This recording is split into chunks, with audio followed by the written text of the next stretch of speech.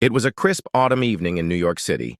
The streets buzzed with honking taxis, flashing billboards, and hurried footsteps of workers heading home. On Fifth Avenue stood the Grand Monarch Hotel, a towering luxury establishment known for serving the city's elite. Inside its marbled lobby, chandeliers glittered and soft piano music filled the air. Behind the mahogany front desk stood Edward Graham, the hotel manager, polished, proud, and with an ego larger than the building itself. He wore his authority like a crown and judged guests with quick, merciless eyes. As Edward adjusted his tie, the glass doors parted and a young black couple entered.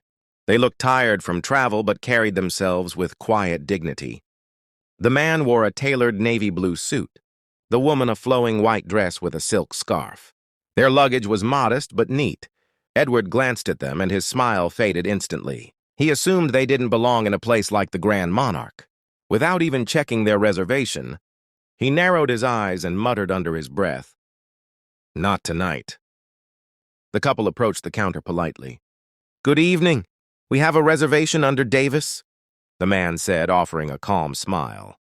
Edward didn't even look at the computer. Instead, he leaned forward, lowering his voice so only they could hear. "I think you're mistaken. This hotel isn't for everyone." The words carried venom wrapped in politeness. The woman's face tightened. The man tried again, producing his phone with the confirmation email. Edward didn't bother looking. "I suggest you try another hotel down the street. More affordable." His tone cut deep. The couple stood silently for a moment, shocked by the outright rejection. Around them, a few guests and staff noticed the exchange. Some whispered uncomfortably. Others turned away, unwilling to intervene. The man clenched his jaw but remained calm. "Thank you for your time," he said, guiding his wife toward the door. The pianist in the corner hit a sour note as if the room itself flinched at the injustice. Edward smirked, believing he had preserved the hotel's prestige. Back in his office, Edward poured himself a glass of scotch, feeling victorious in his warped sense of order. He often boasted to colleagues that the Grand Monarch must maintain its standard.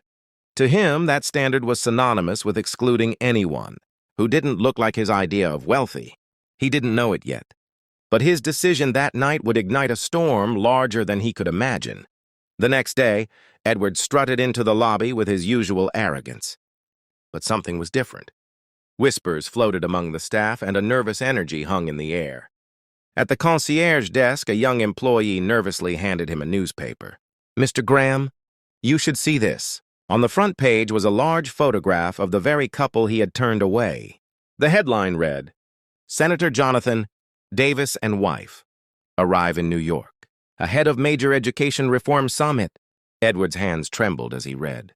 Jonathan Davis was not only a senator, but also one of the most influential figures in the country, championing equality and education. His wife, Amelia Davis, was a renowned philanthropist who funded scholarships for underprivileged youth. They weren't just wealthy. They were respected, admired, and powerful. Edward felt the blood drain from his face. He had not rejected two ordinary guests. He had insulted leaders who carried the respect of millions.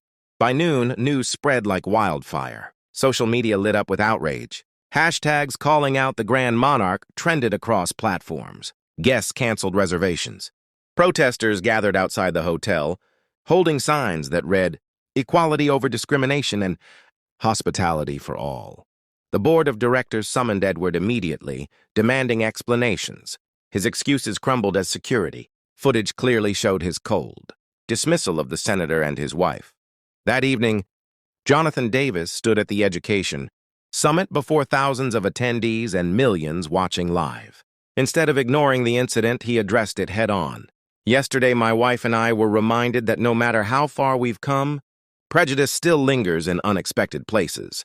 But let me be clear, our response will not be anger, but action.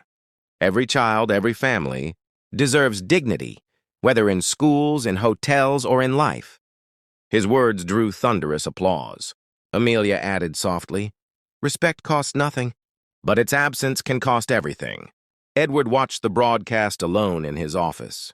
Each word struck him like a hammer. His arrogance dissolved into shame. Calls from the media flooded the hotel, demanding his resignation. By midnight, the board had no choice but to terminate him. For the first time in years, Edward found himself without the power, prestige, and protection he thought untouchable. He walked out of the hotel through the back door, past the chanting protesters, his world crumbling. Months later, Edward found work at a modest motel near the airport, stripped of luxury and pride. One rainy evening, fate twisted again. Jonathan and Amelia Davis, returning from a flight, stopped at the motel due to weather delays. Edward froze when he recognized them at the counter. Expecting their wrath, he lowered his eyes, ready for humiliation. But Senator Davis simply smiled.